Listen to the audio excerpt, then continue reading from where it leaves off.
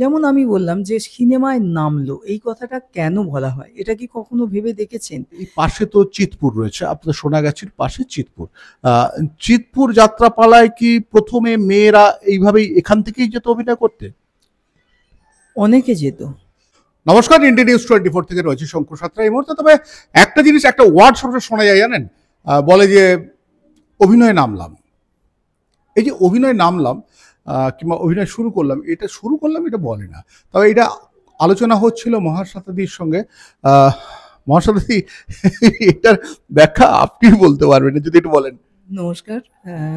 আসলে কিছু না, আপনার সঙ্গে যে আলোচনা হচ্ছিল, দেখুন, প্রসঙ্গ হচ্ছিল যৌনকর্মীদের কথা এবং বিভিন্ন জায়গা থেকে যৌনকর্মীরা এই পেশায় কেন আসে, এই কথাটা আলোচনা হতে, হতে সমাজের অনেকগুলো চিত্র আমরা আলোচনা করছিলাম বিভিন্ন মানে জায়গার। বেশ কিছু ওয়ার্ড বেশ কিছু, হ্যাঁ। তো এই নিয়ে আলোচনা হতে, হতেই আমার মনে হলো যে দেখুন, আমরা অনেক ক্ষেত্রেই, অনেক পেশার মধ্যেই কিন্তু, যেমন আমি বললাম যে সিনেমায় নামলো, এই কথাটা কেন বলা হয়? এটা কি কখনো ভেবে দেখেছেন? কারণ না, আসলে কি বলুন তো, আমাদের কিন্তু যদি আমরা অনেক পেছনে চলে যাই, আমরা সবাই জানি যে একসময় মেয়েদের গণ্ডি বেঁধে দেওয়া হতো যে ঘরের ভেতরে তারা থাকতো। শুধুমাত্র মেয়েদের প্রয়োজন কি? তারা রান্না করবে, তারা সন্তান ধারণ করবে আর ঘরের পুজো করবে। এই ৩ টে জায়গার মধ্যে কিন্তু মেয়েদের সীমাবদ্ধ রাখা হয়েছিল। মেয়েরা যে অভিনয়ে আসবে এটাও কিন্তু তখন একদমই এই ভাবনাটা কেউ ভাবতে পারতো না। তার কারণ নাটকে আমরা দেখেছি বিভিন্ন জায়গায় ছেলেরাই মেয়ে সেজে অভিনয় করেছে। সিনেমাতেও তাই, ছেলেরা মেয়েদের পাঠ করছে। যখন প্রথম ভাবা হলো যে মেয়েরা অভিনয় করবে, তখন এই ওয়ার্ডটাই বলা হতো, ওর মেয়েটা সিনেমায় নামলো। তো এই নামলো কথাটা কিন্তু খুব ছোট করে দেখা হচ্ছে। আমি যেটা মনে হয়েছে আমার, যেটা এটা নিচু নিচু করে দেখা। নামলো কেন ভাই? সে তো যাচ্ছে একটা অভিনয় করে দর্শকের মনোরঞ্জন করার জন্য। কিন্তু প্রথম দিকে যে যাদের আমরা পেয়েছি, তারা হয়তো এরকম বিভিন্ন পল্লী থেকেই তারা উঠে গিয়েছিল, যৌনকর্মী পল্লী থেকে। তাদের মধ্যে যথেষ্ট প্রতিভা ছিল। ছিলেন সে অভিনেত্রী। হ্যাঁ, বিভিন্ন সময় আমরা অমুক দেবী তাদের বলে তাদের সম্বোধন করা হতো। তাদের দিয়ে যখন করানো হতো, তারপরে যখন আমাদের মতো এরকম বিভিন্ন আ নিম্নবিত্ত বা মধ্যবিত্ত ফ্যামিলির থেকে যখন মেয়েরা আসতে থাকলো, তখন কিন্তু এই কথাটা এখনো বোধহয় সেই প্রচলনটাই রয়ে গেছে যে অমুকের মেয়েটা সিনেমায় নামলো। সিনেমায় নামলো কথাটা কেন বলছেন? নামলো, নামলো এটা তো হয়ে এসেছে। তার মানে এর ব্যাখ্যাটা সেই একই অর্থে তাকে নিয়ে যাচ্ছে, তাকে সম্মান দেয়া হচ্ছে না। সে অর্থাৎ সে পতিত হলো, সে নিচে নামলো। এইরকম ধরনের একটা মানসিকতা থেকেই কিন্তু এই ওয়ার্ডটা এসেছে। এই নামলো কথাটা কেন বলবে? কেন হবে? তো একজন মানুষ, সে দর্শকের মনোরঞ্জনের জন্য সে একটা অভিনয় জগতে এসেছে।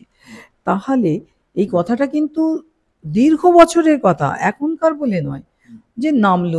এই হিসাবে কই আমরা তো বলি না যে সে লেখাপড়ায় পিএইচডি তে নামলো।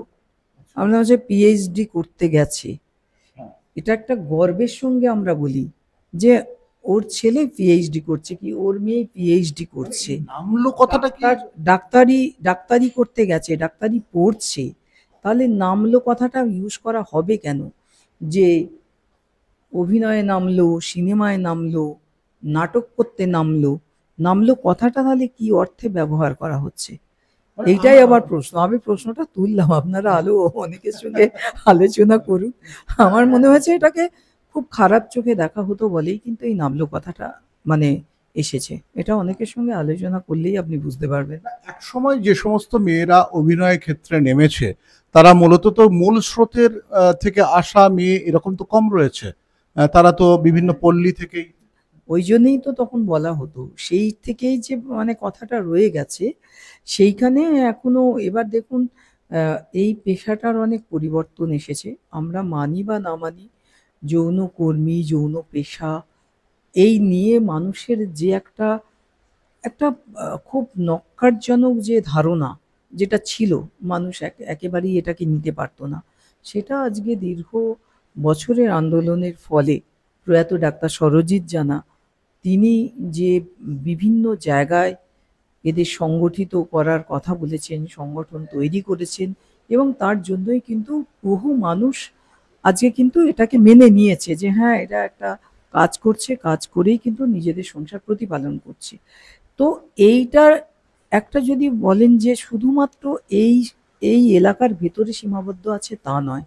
আমার মনে হয় যদি খুঁজে দেখেন, এখন বিভিন্ন পেশার মধ্যেই এই যে মানে আমরা বলি না যে গিভ অ্যান্ড টেক পলিসি, এই গিভ অ্যান্ড টেক পলিসি কিন্তু সমাজের বিভিন্ন স্তরে বিভিন্ন জায়গায় চলছে। এখনো পর্যন্ত মেয়েরা অভিনয় করবে, মানে বহু জায়গা রয়েছে সেখানে মানুষ কিন্তু এখনো খারাপ চোখে দেখে। একদম একদম সেটাই বলছি না, একটা সময় তো খুবই খারাপ চোখে দেখা হতো বলে এই ওয়ার্ডটা রয়ে গেছে, এই যে না, এখন হয়তো একটা গর্বের ব্যাপার। হ্যাঁ, কেউ অভিনয় করছে, নাহলে আমরা তাদের কাছে যাচ্ছি কেন? সত্যি কথাই আমরা তো অনেকেই তাদের কাছে যাই, তা কতক্ষণে তাদের দেখা পাবো, তাদের অটোগ্রাফ নেবো, তাদের সেই সম্মানটা দেওয়ার জন্য তো আমরা ছটফট করি। কিন্তু আমি বলছি অনেক পেছনে চলে গেলে এই যে ওয়ার্ডটা সৃষ্টি হয়েছিল, কেন হয়েছিল, সেইটা একটু সবাই আলোচনা করার দরকার। মেয়েদের ক্ষেত্রে এই ওয়ার্ডটা কিন্তু এতদিন পর্যন্ত আপনারা যারা দর্শক রয়েছেন তারা খেয়াল করেছেন কিনা আমার জানা নেই, তবে মহাশ্বেতাদি যখন আজকে বলল ইনি তো দীর্ঘ বছর ধরে যারা নির্যাতিতা মেয়ে রয়েছে তাদের নিয়ে কাজ করছেন। আচ্ছা, আপনাকে পাশে তো চিতপুর রয়েছে, আপনাদের সোনাগাছির পাশে চিতপুর, চিতপুর যাত্রাপালায় কি প্রথমে মেয়েরা এইভাবেই এখান থেকেই যেত অভিনয় করতে?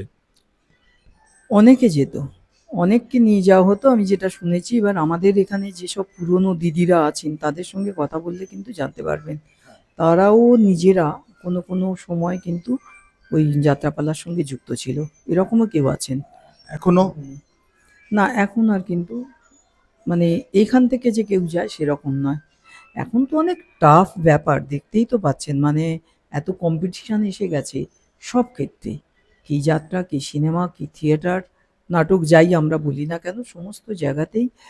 এবং অনেক উচ্চশিক্ষিত ছেলেমেয়েরা নাটকের সঙ্গে, নাটক তো একটা অন্য পর্যায়ে চলে গেছে না। আমি যে ওয়ার্ডটা আমার কানে লাগে, অমুকের মেয়ে সিনেমায় নামলো, অভিনয়ে নামলো, অমুকের মানে বউ এখন নেমেছে, এই ওয়ার্ডটার জন্যেই আমি কিন্তু আজকে আপনার সঙ্গে আমি কথাটা বলেছি। কারণ মানুষ কি কি হিসাবে দেখছে, কেন ওই নামা কথাটা সেখানে আসছে কেন? যখন একটি মেয়ে যদি কেউ যদি মনে করে সে রিজিড হয় যে আমি নিজেকে তার কাছে সমর্পণ করব না, ফলে অনেকগুলো পেশাই আছে, আমি উল্লেখ করছি না এখানে, করলে অনেক কাণ্ড হয়ে যাবে, সেখানে তাকে একেবারে একটা বেঞ্চে বসিয়ে রাখা হয়, দিনের পর দিন বসিয়ে রাখা হয়, কাজ দেওয়া হয় না, এটা তাকে অন্যরকম ভাবে শাস্তি দেওয়া হয়। আপনি অভিনয়ে নামবেন কি নামবেন না, আমি আপনি মহিলা আপনাকে বলছি, অভিনয় নামবেন কি নামবেন না, কর্মক্ষেত্রে গিয়ে আপনি নামবেন কি নামবেন না, এখানে নামার কতটা অর্থ হচ্ছে যেটা মহাশ্বেতাদির সঙ্গে এতক্ষণ আলোচনা করে বুঝলাম, এবং আমাদের প্রত্যেকেরই অভিজ্ঞতা রয়েছে।